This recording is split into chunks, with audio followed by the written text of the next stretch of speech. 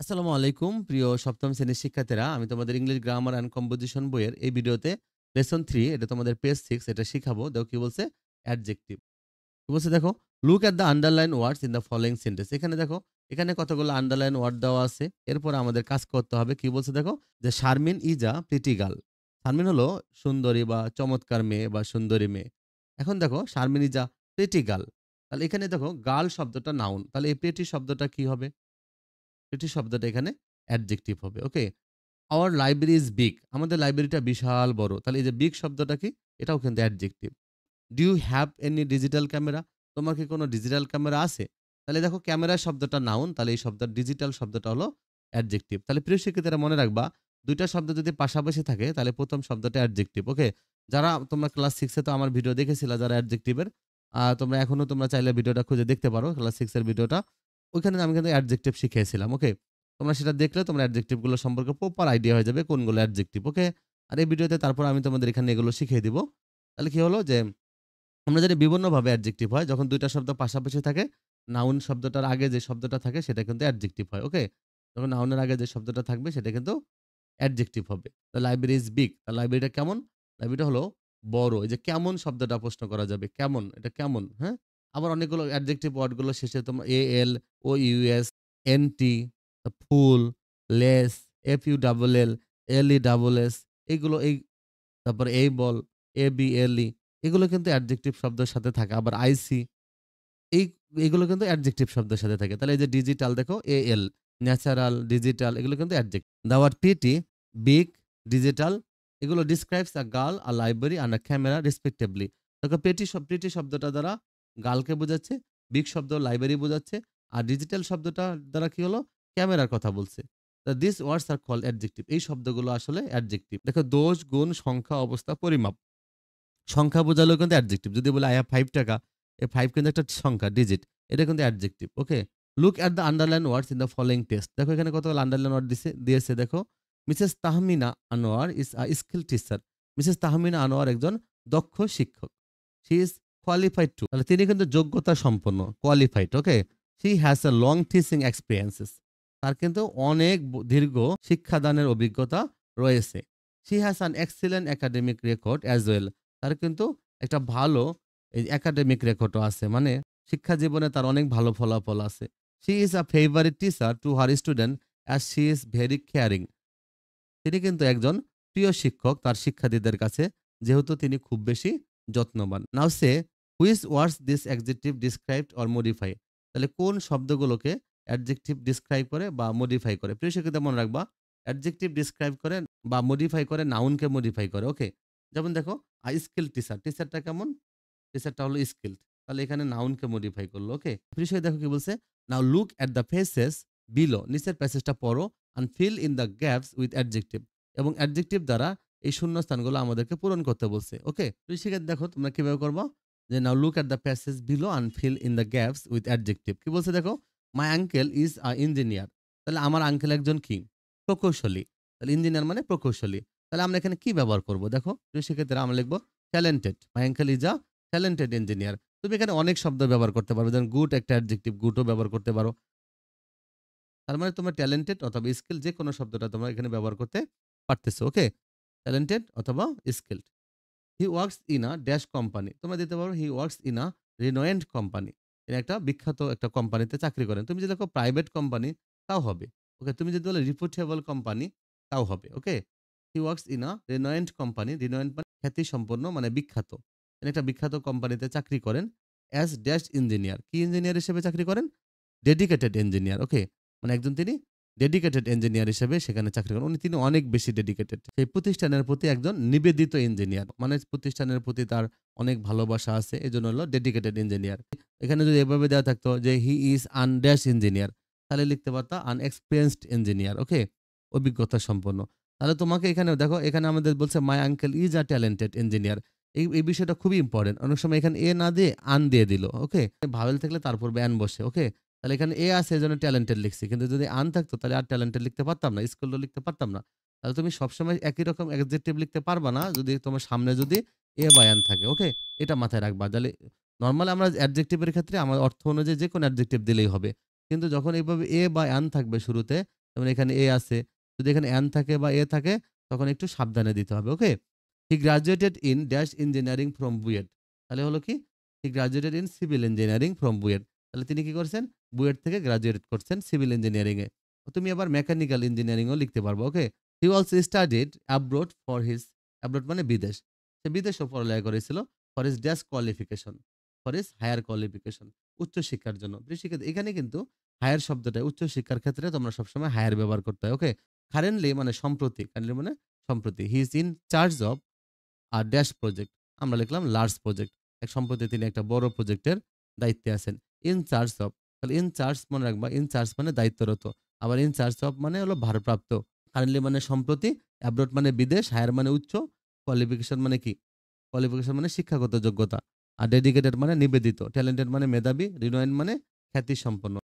আবার দেখো তোমরা এখানে লার্জ না লিখে মেজরও লিখতে পারবা। কিন্তু যদি অ্যান থাকতো তাহলে কিন্তু তোমাকে ইম্পোর্টেন্ট লিখতে হইতো। এভাবে অর্থ মিলায় লিখতে হবে। দেখো কি বলছে you may use words with ING ending as adjective. দেখো অনেক ওয়ার্ড শেষে আইএনজি এগুলো কিন্তু আমরা অ্যাডজেক্টিভ হিসেবে ব্যবহার করতে পারবো। অনেক সময় দেখো আমরা কিন্তু আইএনজি হলো ভার্বের সাথে আইএনজি হয়, তাই না?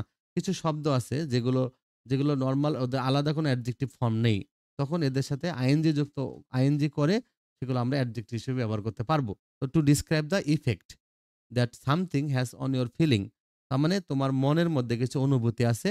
তাহলে এর যে ইফেক্ট গুলো প্রভাবগুলো প্রকাশ করার জন্য or on the feeling of people in general অথবা মানুষের মধ্যে সাধারণ মানুষের যে ফিলিং গুলো আছে এই ফিলিং গুলো অনুভূতিগুলো প্রকাশ করার জন্য আমরা আইএনজি যুক্ত অ্যাডজেক্টিভ ব্যবহার করি। তাহলে এটা হলো মূল কথা মনে রাখবা।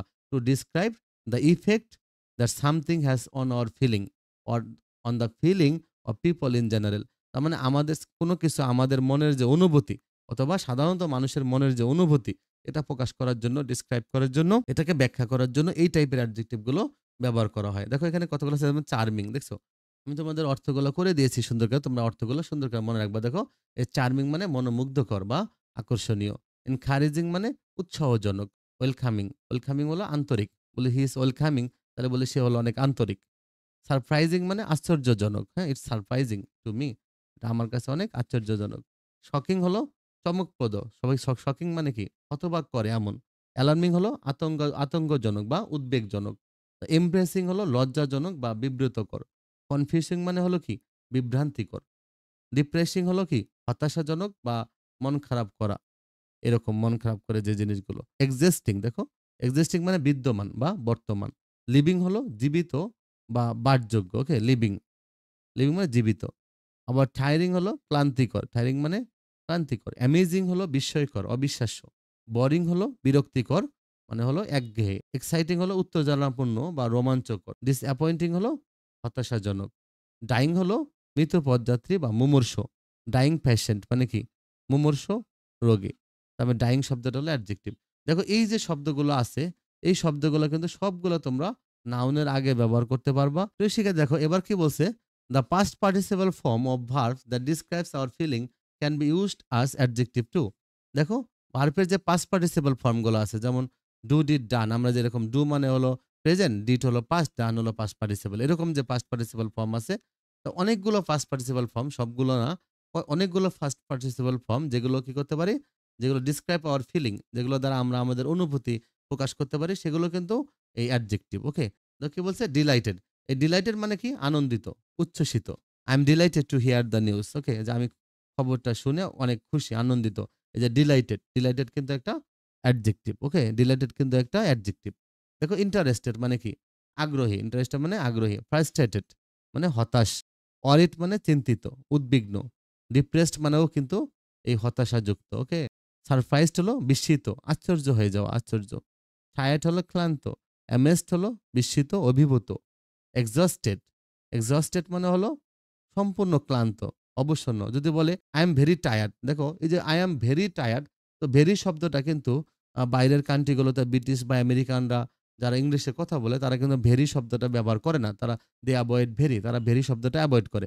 যদি কেউ বলতে চায় যে আই এম ভেরি টায়ার্ড মানে আমি খুব ক্লান্ত, তখন সে বলতে পারে আই এম এক্সস্টেড। ওকে? যে আমি অবসন্ন, আমি সম্পূর্ণ ক্লান্ত। তারপর দেখো স্যাটিসফাইড, স্যাটিসফাইড মানে কিন্তু সন্তুষ্ট, পরিতৃপ্ত। প্লেসড মানে খুশি বা সন্তুষ্ট। বোরড হলো বিরক্ত বা একঘেয়ে হয়ে যাওয়া। তাহলে এভাবে তোমরা এই শব্দের অর্থগুলো শিখে ফেলবা। এরপর দেখো আমাদেরকে বলছে যে ৪-৫ টা এখান থেকে ব্যবহার করে সেন্টেন্স লিখতে বলছে। দেখো আমি লিখে দিয়েছি এখানে যে she was delighted, সে অনেক খুশি হয়েছিল to receive the award for her outstanding performance, মানে তার অসাধারণ পারফরম্যান্স এর জন্য, তার মানে অসাধারণ কৃতিত্বের জন্য সে কি হয়েছিল যে সে যে পুরস্কার পেয়েছিল এইজন্য সে অনেক বেশি ডিলাইটেড মানে খুশি ছিল। I felt frustrated, আমি অনেক হতাশা অনুভব করেছিলাম when I couldn't solve the difficult math problem, যখন আমি কঠিন গণিতের সমস্যাটা সলভ করতে পারিনি, সমাধান করতে পারিনি, তখন আমি অনেক হতাশা অনুভব করেছিলাম। He looked worried, তাকে অনেক দুশ্চিন্তাগ্রস্ত দেখাচ্ছিল because he had lost his important document, কারণ তার গুরুত্বপূর্ণ তথ্যগুলো সে হারিয়ে ফেলেছে। After walking for hours, কিছু ঘন্টা হেঁটে we are completely exhausted, আমরা পুরোপুরি ক্লান্ত হয়ে পড়েছিলাম and needed rest, এবং আমাদের বিশ্রামের প্রয়োজন ছিল। তার মানে এভাবে আমরা এটা লিখতে পারি। ওকে, আমাদের বলছে ৪-৫ টা সেন্টেন্স লিখতে। তাহলে আমরা আরেকটা সেন্টেন্স লিখব। দেখো কি বলছে? The children were amazed to see the magician's incredible trick. তার মানে এই যে জাদুকরের অসাধারণ যে ট্রিক কৌশল দেখে ছেলেমেয়েরা অভিভূত হয়ে গিয়েছিল। amazed হলো অভিভূত হওয়া। তো এভাবে তোমরা এগুলো শিখে ফেলবা এই ওয়ার্ডগুলো। এই ওয়ার্ডগুলো কিন্তু খুবই ইম্পোর্টেন্ট ওয়ার্ড। ওকে? দেখো কি বলছে? Now use appropriate words in the blanks in the following sentence. এবার আমাদের কি বলছে?